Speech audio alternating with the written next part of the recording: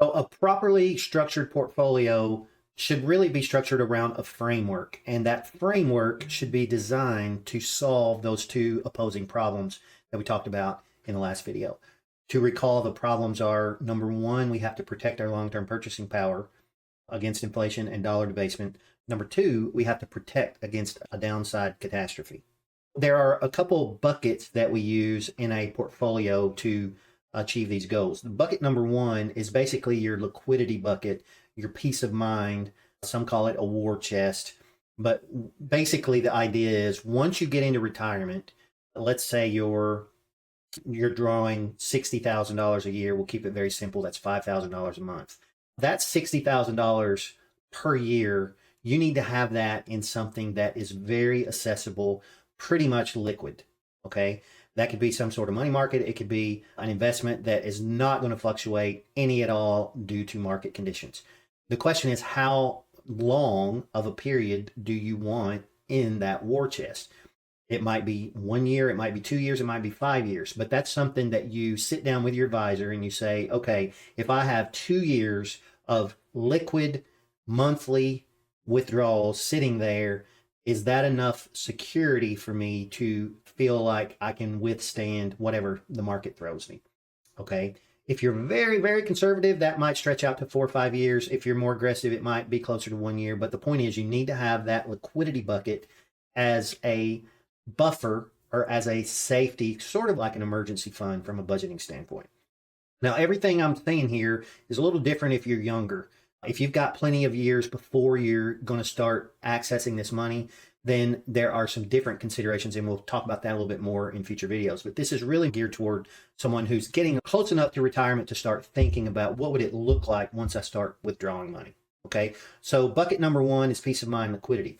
Bucket number two is growth. And this is the part where a lot of investors really mess up, in my opinion. If you go in and sit down and talk to a financial advisor or planner, a lot of times they're giving you risk profile questionnaires and all that stuff. I used to subscribe to that stuff, but I don't think it really matters. If you are the most conservative minded person in the world, or if you're a gunslinging, aggressive day trader, it doesn't really matter. You have to have growth in your portfolio to keep up with inflation. Absolutely 100%, no doubt. So this portion of your portfolio should be invested in investments that actually have the potential to grow, take off. I'm talking technology stocks, I'm talking metals, I'm talking all kinds of stuff that a lot of investors shun because they look at it and think, ooh, I can't touch that. It's too volatile, it's too aggressive. Volatility is not necessarily good or bad. If something fluctuates a lot, if it fluctuates higher, that's good. If it fluctuates lower, that's bad. So you've got to protect against the downside volatility. But by avoiding volatility, we're avoiding growth. And I think every investor needs to have a portion of their portfolio dedicated to high flyers and stuff that's really going to grow. Now, again, the question comes down to you and your advisor. How big do I want to make that piece? Okay. So that's number two. Bucket three is the part where 98% of advisors don't really have the expertise to do this. And that is using some sort of alternative. I use derivatives, but basically we structure portfolios where they have protection so that growth part can actually be bigger and more aggressive. So the thing about options, and a lot of people don't understand how options work. Options are so unbelievably powerful to use in a conservative minded investor's portfolio if you know what you're doing, if you have the expertise and know how to do it. So basically, the third bucket for me, I use protection and I use income generation to make the growth part work better. And then also make the liquid part work better because I'm generating cash flow. So that part doesn't have to be as big as it would be otherwise if it was just stagnant with cash sitting there ready to withdraw. So again, the three buckets are protection, peace of mind, basically an emergency fund, a growth portion, which is going to keep up and outpace inflation.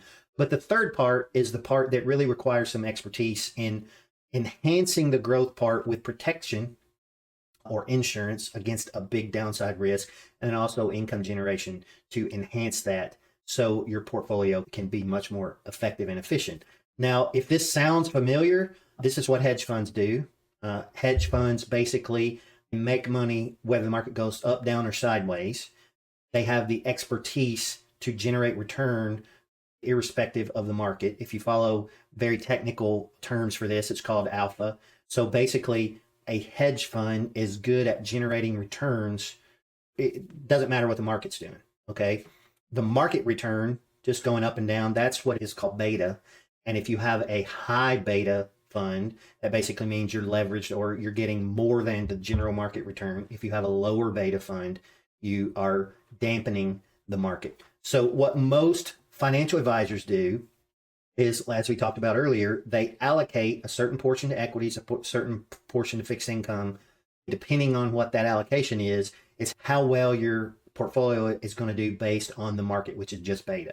So if the market's up 15% and you're up 12%, you've got a portion of the upside. If the market's down 15% and you're only down 7%, you've got a portion of the downside. So basically, you're just participating in the ups and downs of the market based on how aggressive you are in that allocation.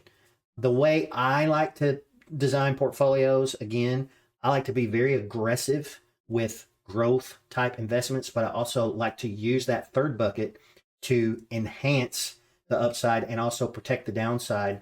So basically to generate return, even if the market is not doing well. In future videos, we're going to talk about this in a little bit more detail and how we go about doing that and some of the actual mechanics and investments that we use. The two opposing problems are you have to keep pace with inflation and you have to have some protection against the downside. Most large investment firms are selling structured products for this, some type of annuity wrapper. They're extremely expensive. And after you account for all the fees and commissions, most of the time, you're not really coming out ahead. So stay tuned. We're going to learn more about what this would look like.